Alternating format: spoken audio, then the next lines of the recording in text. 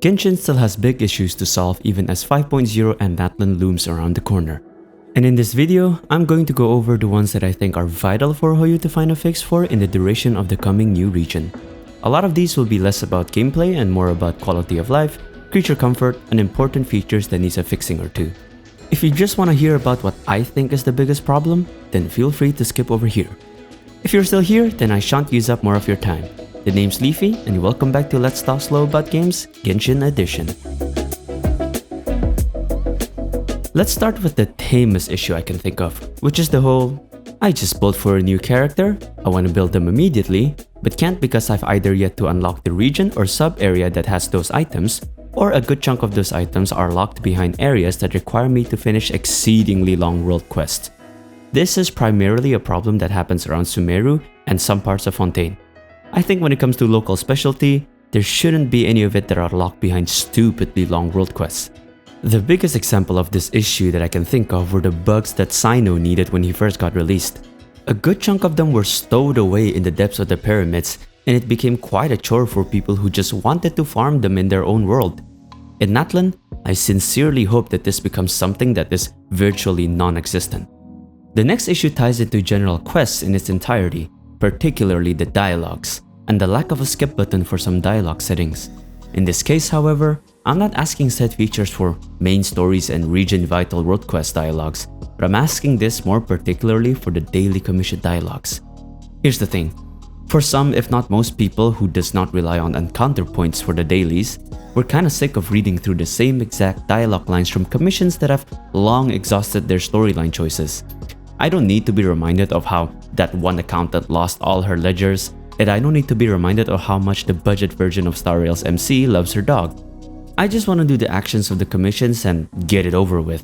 Like I said, I don't think that this is particularly necessary in world quests because I think people should still pay attention to what's happening to the region around them, and most definitely do I not want a skip feature for the main character and Archon quest. Give the story the attention that it deserves, people, or just use it as an opportunity to work on your space and mouse spam game while you're at it. Speaking of stories though, something that Genshin should implement in the future is to follow what they've done in Star Rail and make certain events that are vital to the expansion of certain regional sub-areas playable for those who happen to miss it. Of course, do it with the whole reduced reward thing, or not. Obviously, would like it if it had the same rewards, but beggars can't be choosers. That, and it should also be a nice way for people to access the event exclusive weapons, particularly because Hoyo does not rerun those weapons whenever an event with a similar vein crops up again.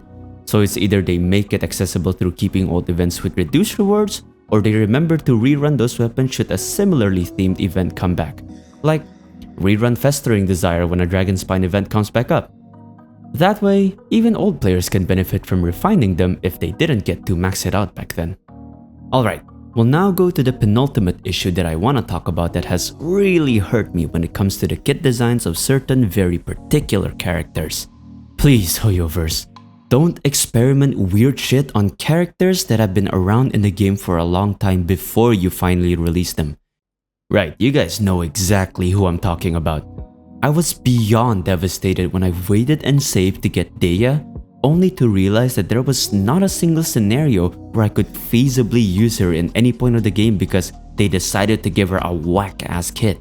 She was by far my favorite character from the Sumeru arc, and I was incredibly happy with her character design, personality, and just her overall existence. Even her story quest, in my opinion, is one of the best written one out there, only to never have a chance or reason to ever actively use her. Like, for fuck's sake, we have off-field shielders and very ample amount of off-field healers. Who the fuck asked for an on-field tank character? She was so unusable that y'all decided to sick her into the permanent banner. Like, seriously? Honestly, there will be no downside to completely reworking her into a whole different character kit-wise, because no one would have been affected by the changes in the first place. Her only saving caveats would have straight up only been if her skill field procs as often as Albedo's does, and if her burst worked with your signature sub-DPS skills like Xingqiu and Yelan, but we didn't even get that. Please, Hoyo, fix her shit, and don't be introducing us to a character early on in the story. Allow us to familiarize ourselves with the character, only to make them playable 3 patches later with a completely worthless kit.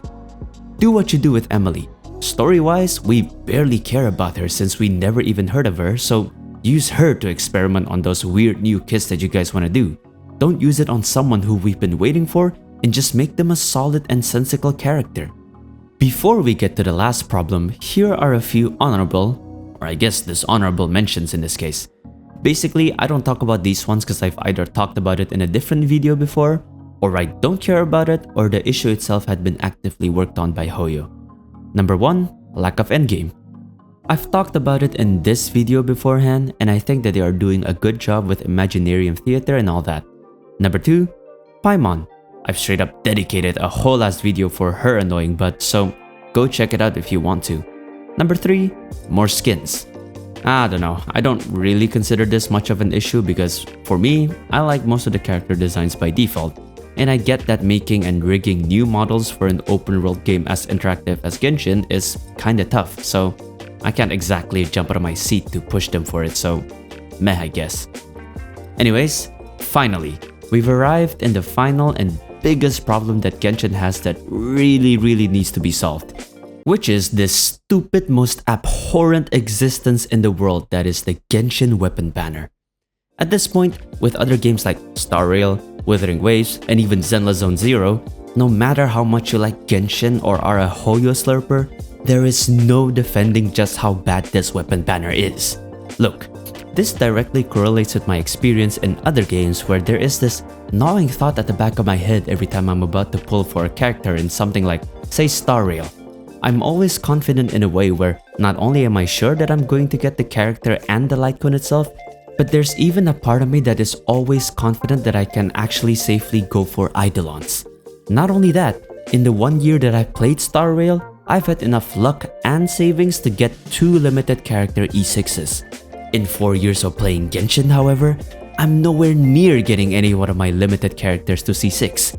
And it didn't take me long to realize that this is all because of their very own primo guzzling whore hole of a weapon banner. I'm always reminded of the time where I've saved up over 60,000 gems and almost 50 fates to prepare for Furina. I skipped out on everyone from the start of Fontaine all the way to when Furina got released, and I was very confident in getting her and saving the rest of my gems for Navia. My pulls for Furina herself went very well as I managed to keep it within my faith and didn't even touch my primos. But getting her weapon? It took me half of my damn savings just to finally get it.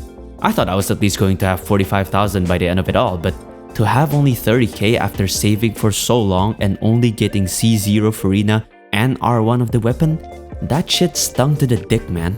It's even worse considering the fact that if you lost twice and didn't manage to scrape enough primos or luck to trigger that guarantee, you're going to lose those pity points coming into the next version. That's just even more of a kick in the balls. Look man, I can defend Genshin to the ends of the earth, but for this particular matter, I absolutely do not have a single clue as to why they won't just change to what they have in Star Rail and now in Zenless Zone Zero.